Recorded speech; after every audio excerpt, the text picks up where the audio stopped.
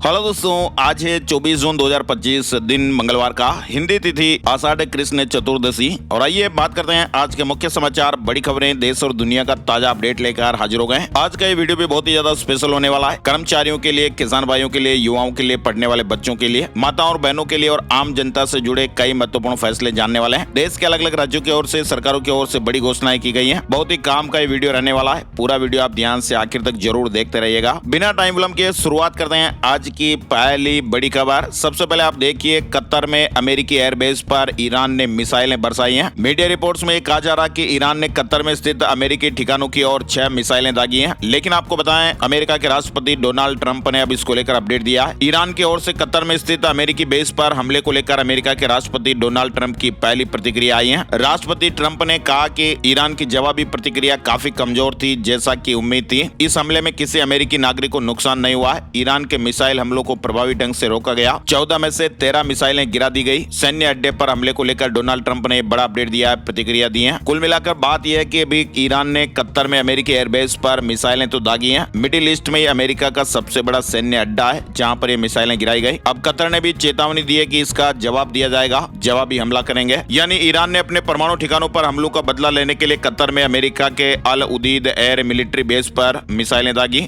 हालांकि कतर ने हमले से कुछ देर पहले ही अपना एयर स्पेस बंद कर दिया था। और कतर में जो ये अल उदीद एयरबेस मिडिल ईस्ट में अमेरिका का सबसे बड़ा सैन्य अड्डा है और यहाँ पर करीब 8,000 से 10,000 अमेरिकी सैनिक मौजूद रहते हैं। वहीं डोनाल्ड ट्रंप अब गुस्से में आ गए। कतर पर हमले के बाद एक्शन मोड में डोनाल्ड ट्रंप बड़ी बैठक बुलाई और कहा कि ईरान की खैर नहीं। यानी ईरान के परमाणु ठिकानों पर अमेरिकी हमले के बाद ये पूरी आशंकाएं थी कि वह पलटवार जरूर करेगा और ईरान ने कतर पर हमला किया है। कतर वह देश है जहां अमेरिका का सबसे बड़ा एयरबेस है। इधर ईरान के शीर्ष सुरक्षा निकाय सुप्रीम नेशनल सिक्योरिटी काउंसिल ने हमले के बाद बड़ा दावा किया। ईरान ने कहा कि हमने अमेरिकी सैन्य अड्डे पर उतनी मिसाइलें दागी जितनी अमेरिका ने हमारे परमाणु ठिकानों पर बम गिराए थे। ईरान ने अपने परमाणु ठिकानों पर अमेरिका के हवाई हमलों का बदला लेने की शुरुआत कर दी है। जिस तरह अमेरिका ने मिसाइलों और बमों से ईरान के नतांज, फोर्दो और इस्पान जैसे संवेदनशील परमाणु ठिकानों को निशाना बनाया, ठीक वैसे ही ईरान ने भी अब कतर में मौजूद अमेरिका के सबसे बड़े वायुसेना अड्डे अल उदीद पर मिसाइलें दाग दी। ईरान के इस कदम ने पश्चिम एशिया में जंग को और गहरा कर दिया है। साथ ही आप देखिए, ईरान पर हालिया हमलों के बाद रूस ने ईरान का समर्थन किया है, जिससे अब अमेरिका और इजराइल की चिंताएं बढ़ सकती हैं। रूस ने ईरान को हर संभव मदद का वादा किया है, जबकि अमेरिका इजराइल को समर्थन दे रहा है और यह स्थिति एक बड़े पैमाने पर संघर्ष की ओर बढ़ सकती है और इसमें चीन भी शामिल हो सकता है। रूस ने कुल मिलाकर अपना रुख साफ कर दिया और ईरान का साथ देने के बारे में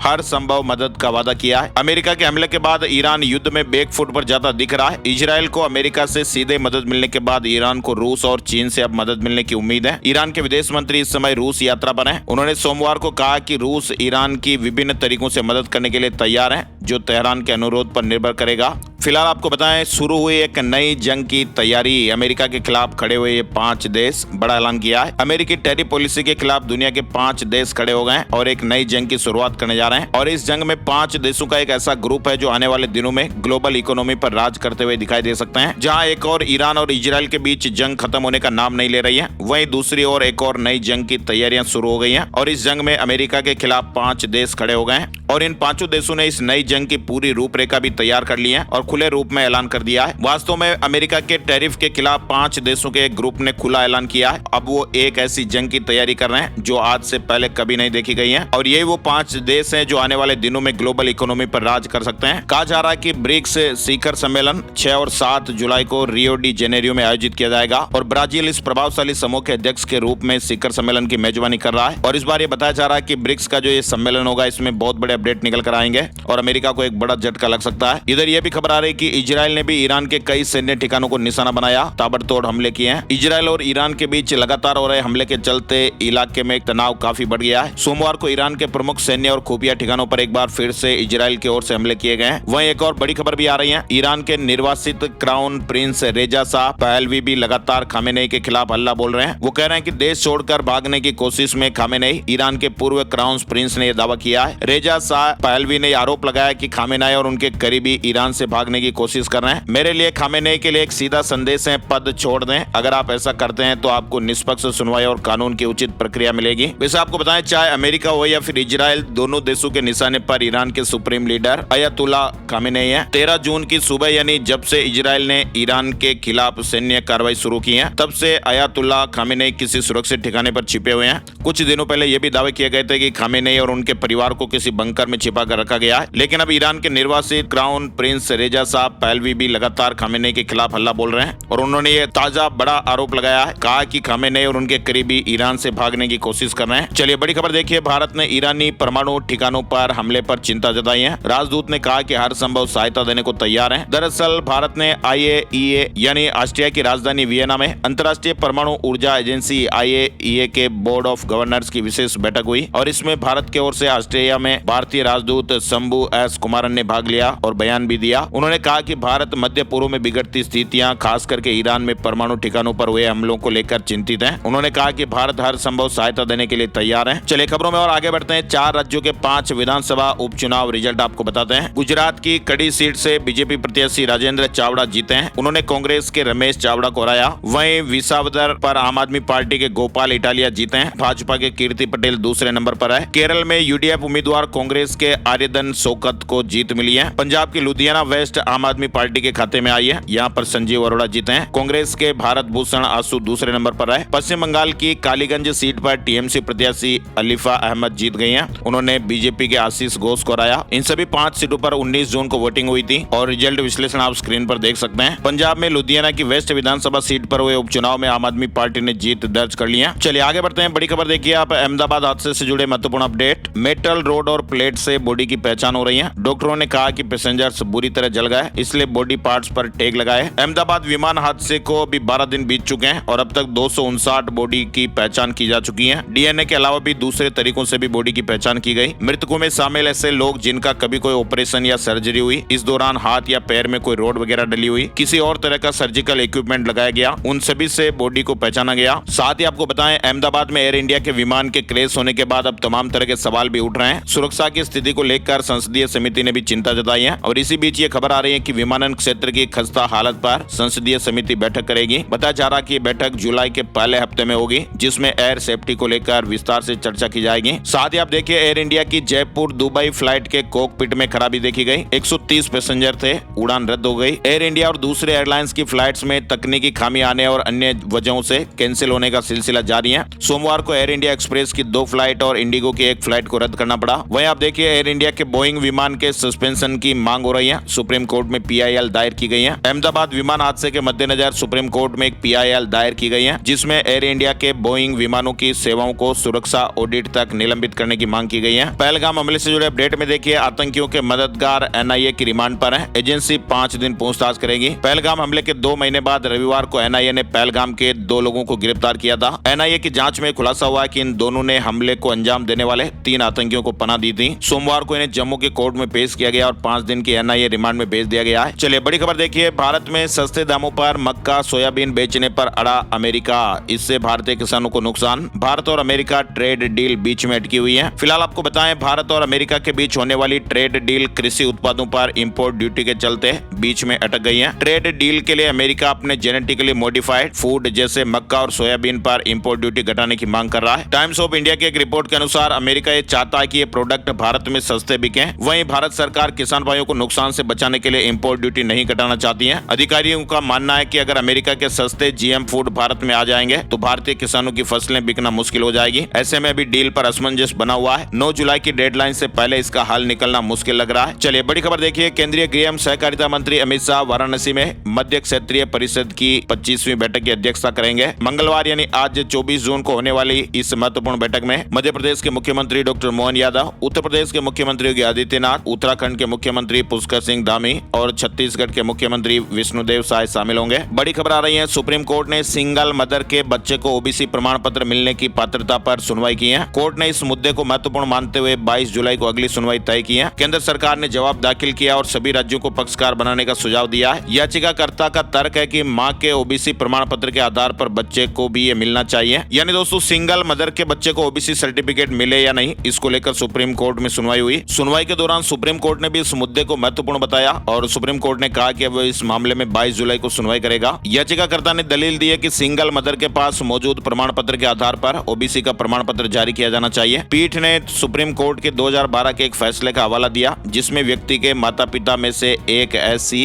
या एसटी से है और दूसरा इस कैटेगरी से नहीं है। केंद्र सरकार की तरफ से पेश हुए वकील ने भी याचिका पर अपना जवाबी हलफनामा दायर किया और उन्होंने कहा कि इस मुद्दे पर विचार विमर्श की जरूरत है और सभी राज्यों को इस मामले में पक्षकार बनाया जाना चाहिए। तमाम पहलुओं पर विचार के बाद दिशा निर्देश तैयार किए जाएंगे। बड़ी खबर भूकंप को लेकर आ रही है। हरियाणा के रेवाड़ी में भूकंप के झटके महसूस किए गए। भूकंप का केंद्र रेवाड़ी क्षेत्र में ही था। इससे किसी तरह के जानमाल के नुकसान की खबर नहीं है। हरियाणा के रेवाड़ी जिले में सोमवार रात भूकंप के झटके महसूस किए गए और इसकी तीव्रता 2.5 मापी गई। 2.5 की तीव्रता रही। बड़ी खबर देखिए आप, अमेरिका का वीजा पाना अब कठिन हो सकता है। अब आपके इस अकाउंट की भी जांच की जाएगी। दूतावास ने निर्देश जारी कर दिए हैं। अमेरिका ने अपने वीजा नियमों में बदलाव किया है। अब FM या J गैर अप्रवासी वीजा के लिए आवेदन करने वालों को अपने सभी सोशल मीडिया अकाउंट पब्लिक करने होंगे। जो अकाउंट प्राइवेट रखेंगे उन्हें वीजा नहीं मिलेगा। ये बदलाव पहचान सत्यापन, राष्ट्रीय सुरक्षा जांच और आवेदकों की उपयुक्तता सुनिश्चित करने के लिए किया गया है। साथ ही आप देखिए, पाकिस्तान ने भारतीय विमानों के लिए अपने हवाई क्षेत्र पर लगे प्रतिबंध को 23 जुलाई तक के लिए बढ़ा दिया है। वहीं बड़ी खबर आ रही है, अमरनाथ यात्रा का सुरक्षा कवच बनेगी सेना। जनरल उपेंद्र द्विवेदी ने हाई लेवल मीटिंग की है। संदिग्धों पर पैनी नजर रहेगी। सेना प्रमुख जनरल उपेंद्र द्विवेदी जी ने जम्मू कश्मीर में सुरक्षा स्थितियों की समीक्षा की। उन्होंने कमांडरों को LOC पर घुसपैठ रोधी तंत्र मजबूत करने, घुसपैठियों को मार गिराने और दुश्मन को मुंह तोड़ जवाब देने के निर्देश दिए हैं। साथ ही उन्होंने घाटी में आतंकवाद विरोधी अभियान तेज करने और अमरनाथ यात्रा की सुरक्षा अवैध बनाने पर भी जोर दिया है। चलिए आगे बढ़ते हैं। बड़ी खबर देखिए, ईरान की संसद ने भी हाल ही में अमेरिकी हवाई हमलों के जवाब में स्ट्रेट ऑफ हॉर्मुज को बंद करने का प्रस्ताव वहां संसद में पास किया है। अगर स्ट्रेट ऑफ हॉर्मुज बंद होता है तो इसका असर भारत में पेट्रोल डीजल के दामों पर भी पड़ सकता है। हालांकि पेट्रोलियम मंत्रालय ने कहा कि इससे चिंता करने की कोई जरूरत नहीं है। लेकिन होगा क्या दोस्तों कि अगर भारत अपनी तेल जरूरतों का जो बड़ा हिस्सा इंपोर्ट करता है, अगर क्रूड ऑयल के दाम लंबे समय तक बढ़े रहते हैं तो तेल कंपनियों को पेट्रोल डीजल के दाम बढ़ाने पड़ सकते हैं। 11 राज्यों में ब्लास्ट की धमकियां भेजने वाली एक लड़की को अरेस्ट किया गया है। बॉयफ्रेंड को फंसाने की साजिश रची थी। साइबर टूल्स और सोशल इंजीनियरिंग में एक्सपर्ट थी। यानी हमारे देश भर में कई जगह पर बम धमाकों की धमकियां देने वाली एक महिला को चेन्नई से अरेस्ट किया गया है। अहमदाबाद साइबर क्राइम यूनिट के मुताबिक महिला ने अपने प्रेमी को फंसाने के लिए देश के अलग अलग राज्यों में बम धमकी वाले ईमेल भेजे थे। यूट्यूबर ज्योति मल्होत्रा की न्यायिक हिरासत 14 दिन और बढ़ गई है। 7 जुलाई को फिर सुनवाई होगी। पाकिस्तान के लिए जासूसी करने के आरोप में गिरफ्तार यूट्यूबर ज्योति मल्होत्रा की हिसार कोर्ट में वीडियो कॉन्फ्रेंसिंग के जरिए पेशी हुई। कोर्ट ने सुनवाई के बाद ज्योति को 14 दिन की न्यायिक हिरासत में भेज दिया है। मामले की अगली सुनवाई अब 7 जुलाई को होगी। ज्योति को 16 मई को हिसार पुलिस ने उसके घर से गिरफ्तार किया था। साथ ही इंदौर के ट्रांसपोर्ट कारोबारी राजा रघुवंशी मामले से जुड़ा अपडेट भी आ रहा है। ग्वालियर पुलिस ने सोमवार को एक और शख्स को हिरासत में लिया है। पुलिस ने गांधीनगर से लोकेंद्र तोमर को पकड़ा है। अपार्टमेंट के गार्ड ने सिविल ड्रेस में 4 लोगों के आने और लोकेंद्र को ले जाने की पुष्टि की है। लोकेंद्र इंदौर की उस बिल्डिंग का मालिक है जिसके फ्लैट में सोनम रुकी थी और उसने ये बिल्डिंग सिलोम जेम्स को किराए पर दी। वही खबर है कि मेघालय पुलिस अब इंदौर से रवाना हो गई है। ग्वालियर पहुंचने पर आरोपी लोकेंद्र को शिलोंग SIT टीम के हवाले कर दिया जाएगा। ऐसे अपडेट है। LIC हाउसिंग फाइनेंस का होम लोन 0.50% सस्ता हुआ है। अब 7.5% इंटरेस्ट पर लोन मिलेगा। हाउसिंग फाइनेंस ने होम लोन की ब्याज दरों में 0.50% की कटौती की है। इससे पहले आपको बताएं SBI बैंक, यूनियन बैंक और पंजाब नेशनल बैंक ने भी लोन की ब्याज दरों में कटौती की है। बिहार के पूर्व मंत्री और लालू यादव के बड़े बेटे तेज प्रताप यादव ने अपनी जान का खतरा बताया है। उन्होंने एक बार फिर कहा कि साजिश के तहत मुझे पार्टी से निकाला गया है। सोमवार को न्यूज एजेंसी से बात करते हुए तेज प्रताप ने कहा कि लोगों ने मेरी निजी जिंदगी को लेकर उंगली उठाई, जिसे कोई बर्दाश्त नहीं करेगा। अगर लोग ज्यादा हम पर दबाव डालेंगे तो हम कोर्ट का सहारा लेंगे। अभी मैं असुरक्षित महसूस कर रहा हूं और मैं सरकार से अपील करता हूं कि मेरी सुरक्षा बढ़ाई जाए। हमारे दुश्मन हर जगह लगे हुए हैं और मेरी जान को खतरा है। तेज प्रताप यादव ने इस तरह की बात कही है। बड़ी खबर आ रही है, राष्ट्रीय मानवाधिकार आयोग NHRC ने हरियाणा के ROE मॉडल स्कूलों में काम कर रहे शिक्षकों की नियमितीकरण की मांग पर संज्ञान लिया है। आयोग ने इस मामले में हरियाणा शिक्षा निदेशालय को नोटिस भेजकर 4 हफ्ते में एक्शन टेकन रिपोर्ट देने को कहा है। चंडीगढ़ को टूरिस्ट हब बनाने की तैयारी हो रही है। 4 जुलाई को आएंगे देश के टॉप टूर ऑपरेटर। चंडीगढ़ प्रशासन ने टूरिज्म को बढ़ावा देने के लिए एक नई पहल की शुरुआत की है। मध्य प्रदेश से बड़ी खबर आ रही है। मध्य प्रदेश कर्मचारी चयन मंडल अब भर्ती परीक्षाओं में कैंडिडेट्स की पहचान के लिए बायोमेट्रिक यानी उंगलियों के निशान की जगह फेस रिकॉग्निशन चेहरा पहचानना तकनीक का इस्तेमाल करने वाला है। पायलट प्रोजेक्ट के रूप में 24 जून को होने वाली प्री नर्सिंग सिलेक्शन टेस्ट में नई टेक्नोलॉजी से कैंडिडेट का वेरिफिकेशन किया जाएगा और जुलाई से सभी परीक्षाओं में इस टेक्नोलॉजी को लागू किया जाएगा। न्यूजीलैंड में बाबा बागेश्वर से मिलने पहुंचे प्रधानमंत्री डेविड ब्रीन। आपको बताएं, बागेश्वर धाम के पीठाधीश्वर धीरेन्द्र शास्त्री 17 दिन के विदेशी दौरे पर हैं। ऑस्ट्रेलिया और फिजी में 3 दिनों की अनुबंध कथा के बाद वे न्यूजीलैंड पहुंच गए और यहाँ ऑकलैंड में उनकी कथा चल रही है। प्रधानमंत्री नरेंद्र मोदी से मिले सीएम डॉक्टर मोहन यादव, मध्य प्रदेश आने का न्योता दिया। सीएम ने कहा कि प्रधानमंत्री जी को जल गंगा संवर्धन अभियान के समापन समारोह में आशीर्वाद देने और अक्टूबर महीने में सीहोर में होने वाले कृषि मेले में आने का आमंत्रण दिया है। मध्य प्रदेश में पहली बार पीले तरबूज की सफल खेती हुई है। दमोह के 2 किसान भाइयों का ये नवाचार है। लाल तरबूज से ज्यादा मीठा और कीमत भी दोगुनी है। दमोह जिला मुख्यालय से 18 किलोमीटर दूर अभाना के पास युवा किसान आकाश और अक्षत सेठ ब्रदर्स ने मध्य प्रदेश में पहली बार पीले तरबूज की खेती की है। हरियाणा में HSSC आंसर की को चुनौती देने वाली याचिका खारिज हो गई है। हाई कोर्ट ने याचिकाकर्ता को फटकार भी लगाई। साथ ही आप देखिए, हरियाणा की इस युवती के 8.7 फुट लंबे बाल हैं। इंडिया बुक ऑफ रिकॉर्ड में नाम दर्ज हुआ है। 13 साल की मेहनत और अब गिनीज बुक पर नजर है। हरियाणा के कुरुक्षेत्र की रहने वाली 30 वर्षीय एलिस उर्फ आशा देवी ने लंबे बालों की वजह से अपना नाम इंडिया बुक ऑफ रिकॉर्ड 2025 और एलिट बुक ऑफ रिकॉर्ड 2025 में नाम दर्ज कराया है। इंडिया बुक की ओर से एलिस को भेजे गए सर्टिफिकेट में उसके बालों की लंबाई 8 फुट 7 इंच आंकी गई है। एलिस योगा स्टूडेंट भी रही है और उसे इस उपलब्धि को हासिल करने में 13 साल लगे। अब एलिस ने गिनीज बुक ऑफ रिकॉर्ड के लिए भी अप्लाई किया है। हरियाणा में पब्लिक के ट्रांसपोर्ट व्हीकल में ट्रैकिंग डिवाइस लगेगा। 112 सर्विस के साथ जुड़ेगा। सीएम सैनी ने निर्देश दिए हैं। फिटनेस पर भी सख्ती दिखाई जाएगी। हरियाणा के मुख्यमंत्री नायब सिंह सैनी ने महिला सुरक्षा के लिए सार्वजनिक परिवहन वाहनों में वाहन स्थान ट्रैकिंग डिवाइस से लगाने के निर्देश दिए हैं। वाहनों की फिटनेस की भी निगरानी होगी। उत्तराखंड पंचायत चुनाव पर हाई कोर्ट की रोक, आरक्षण का नोटिफिकेशन जारी न होने पर रोक लगाई गई है। सरकार से जवाब मांगा गया है। फिलहाल उत्तराखंड पंचायत चुनाव पर नैनीताल हाई कोर्ट ने रोक लगा दी है। सोमवार को आरक्षण विवाद पर सुनवाई के दौरान हाई कोर्ट ने यह फैसला लिया। हाई कोर्ट ने साफ निर्देश दिए कि जब तक पंचायत चुनाव में आरक्षण को लेकर सरकार स्पष्ट नीति अदालत के समक्ष प्रस्तुत नहीं करती, तब तक चुनाव प्रक्रिया पर रोक जारी रहेगी।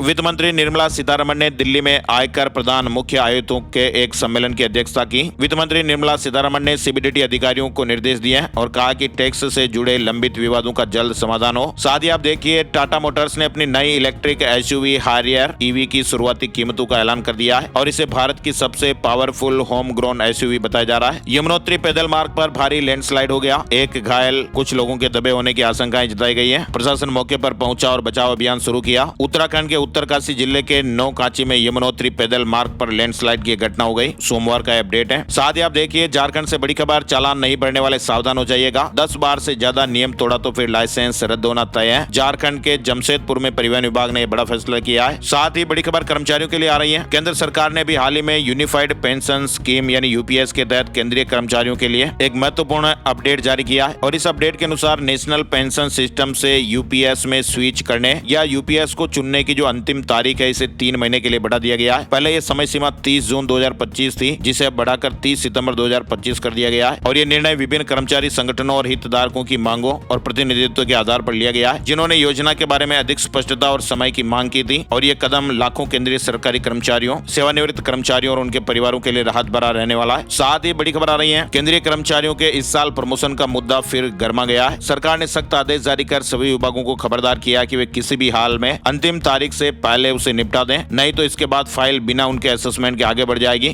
कर्मचारियों का समय पर प्रमोशन करने के लिए मंत्रालय ने सभी नोडल अधिकारियों को सख्त निर्देश दिए हैं। बदल रही इंश्योरेंस की दुनिया, जी हां, AI से ग्राहक सेवा स्मार्ट हुई है। पॉलिसी बाजार की एक रिपोर्ट के अनुसार AI बीमा क्षेत्र में बदलाव ला रहा है। बीमा कंपनियां अब अधिक तेजी और सटीकता के साथ काम करेगी, जिससे न केवल धोखाधड़ी पर लगाम लगी बल्कि ग्राहक अनुभव भी पहले से कहीं बेहतर हुआ है। और इस रिपोर्ट के मुताबिक क्लेम यानी बीमा दावों की प्रक्रिया में AI के इस्तेमाल से दावा सटीकता में 14 गुना तक सुधार देखा गया है। रिपोर्ट में यह भी खुलासा हुआ कि AI अब 45% बीमा संचालन को संभाल रहा है और इससे मैनुअल कार्यों की आवश्यकताएं घट गई है और मानवीय त्रुटियों में भी कमी आई है। ग्राहक सेवा में जबरदस्त सुधार देखा गया है। चलिए बड़ी खबर देखिए, राशन कार्ड धारकों के लिए अपडेट है। अब राशन कार्ड पर आपको मिलने लगे हैं ये 8 फायदे। सरकार ने नियमों में बड़ा बदलाव किया है। भारत सरकार ने राशन कार्ड धारकों के लिए कई महत्वपूर्ण बदलावों की घोषणा की है, जो 1 जून 2025 से लागू हो चुके हैं। इन बदलावों के तहत सभी APL, BPL और अंत्योदय राशन कार्ड धारकों को 8 नए फायदे मिलने शुरू हो गए और डिटेल से अपडेट आप यहाँ देख सकते हैं। कर्मचारी चयन आयोग ने बहुप्रतीक्षित CHSL 10+2 भर्ती के लिए अधिसूचना जारी कर दी है। अधिसूचना जारी होने के साथ ही रजिस्ट्रेशन प्रक्रिया भी शुरू हो चुकी है। इस भर्ती अभियान के माध्यम से कुल 3131 पदों को भरा जाएगा। SSC CHSL 2025 नोटिफिकेशन आउट हो गया है। झारखंड के 22,000 होमगार्ड के जवानों के लिए भी अच्छी खबर आई है। अब बिहार की तर्ज पर लाभ मिलेगा। झारखंड के लगभग 22,000 पुरुष और महिला गृह रक्षकों को अब बिहार की तर्ज पर PF और सेवानिवृत्ति का लाभ मिलेगा। 60 वर्ष की आयु में सेवानिवृत्ति पर उन्हें 1.5 लाख रुपए एक मुफ्त दिए जाएंगे। ये निर्णय झारखंड होमगार्ड कल्याण संघ के आंदोलन और सरकार सरकार से बातचीत के बाद लिया गया है, जिससे उन्हें अब तक वंचित सुविधाओं का लाभ मिल सकेगा। उत्तर प्रदेश से एक बड़ी खबर है। उत्तर प्रदेश के जिले में चकबंदी को लेकर एक बड़ा अपडेट आया है। सालों पुरानी समस्या का समाधान हुआ। गुन्नौर तहसील के उधरनपुर अजमतनगर गांव में पिछले 2 दशकों से चल रही चकबंदी प्रक्रिया अब निर्णायक मोड़ पर पहुंच गई है। लंबे समय से चली आ रही भूमि संबंधित विवादों और भ्रम की स्थिति को समाप्त करने के लिए सीओ चकबंदी राजकुमार वर्मा के नेतृत्व वाली चकबंदी विभाग की टीम ने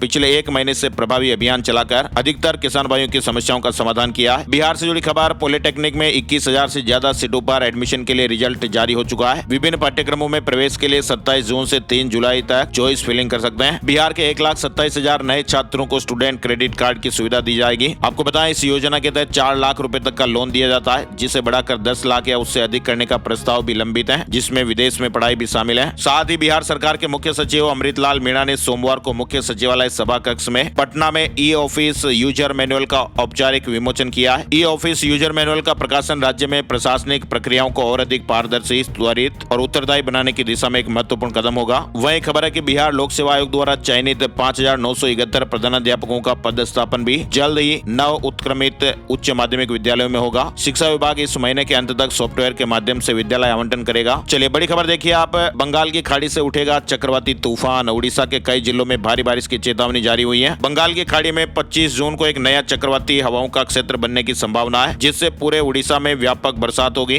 ये गहरे दबाव में बदल सकता है। 24 से 27 जून तक राज्य के विभिन्न जिलों में भारी से बहुत भारी बारिश की चेतावनी जारी की गई है। कुछ जिलों के लिए ऑरेंज अलर्ट भी शामिल है। कई जगहों पर बिजली गिरने के भी अलर्ट है। सूरत में 7 इंच बारिश हुई, बाढ़ जैसे हालात हो गए। देश के 26 राज्यों में मानसून पहुंच चुका है। गुजरात के सूरत शहर में तेज बारिश हुई। सोमवार सुबह 8 बजे से 12 बजे तक 4 घंटे में 7 इंच बरसात देखने को मिली। इधर आपको बताएं, मध्य प्रदेश में साइक्लोनिक सर्कुलेशन यानी चक्रवात और ट्रफ की मौजूदगी से अगले 4 दिन तक बारिश का स्ट्रॉन्ग सिस्टम एक्टिव रहेगा और ऐसे में मध्य प्रदेश के कई इलाकों में भारी बारिश होने का अनुमान है। राजस्थान के भी कई इलाकों में भारी बरसात हो रही है। माउंट आबू में 24 घंटे में 7 इंच पानी बरसा। राजस्थान में कई नदियां उफान पर हैं। राजस्थान में 1 जून से अब तक सामान्य से 133% ज्यादा बारिश हो चुकी है। मौसम विभाग के मुताबिक दक्षिण पश्चिम मानसून अगले 2 दिनों में दिल्ली, हरियाणा, चंडीगढ़, पश्चिमी उत्तर प्रदेश, पंजाब और जम्मू कश्मीर के कुछ और इलाकों में पहुंच जाएगा। इसके आगे बढ़ने के लिए सही परिस्थितियां चल रही हैं और अगले 3 दिनों के दौरान पूर्वोत्तर भारत में कई इलाकों में भारी बारिश जारी रहने की संभावना है। दिल्ली में आज मानसून पहुंच जाएगा, ऐसे अपडेट भी आ रहे हैं। राजधानी दिल्ली में मंगलवार तक मानसून के पहुंचने की संभावना है। इसके अलावा हिमाचल प्रदेश में अगले 4 दिन भारी से बहुत भारी बरसात की चेतावनी। हिमाचल प्रदेश में भी मानसून ने रफ्तार पकड़ी हुई है और राज्य के अधिकांश इलाकों में भारी बारिश का दौर जारी है। मौसम विभाग के अनुसार 24, 25, 26 और 27 जून को हिमाचल प्रदेश के कुछ स्थानों पर भारी से बहुत भारी बरसात होने की आशंकाएं हैं। 28 और 29 जून तक बारिश में थोड़ी सी कमी देखने को मिलेगी। चलिए बड़ी खबर देखिए। ईरान और इजराइल जंग ने भारत में भी हड़कंप मचा दिया है। 63% कंपनियों ने भर्ती ठप कर दी है। 36% कर्मचारियों ने बताया कि जियोपॉलिटिकल अस्थिरता के कारण उनकी सैलरी बढ़ोतरी, बोनस और अप्रेजल प्रभावित हो रहे हैं। कई कंपनियां लागत में कटौती के लिए कर्मचारियों के इंक्रीमेंट को टाल रही है या बोनस में कमी कर रही है। 15% कंपनियों ने कॉन्ट्रैक्ट बेस्ड या फ्रीलांस रोल की ओर रुख किया है, क्योंकि वैश्विक तनाव बढ़ता जा रहा है। वहीं खबर है कि ईरान इजराइल वॉर का असर न केवल क्रूड ऑयल पर पड़ेगा,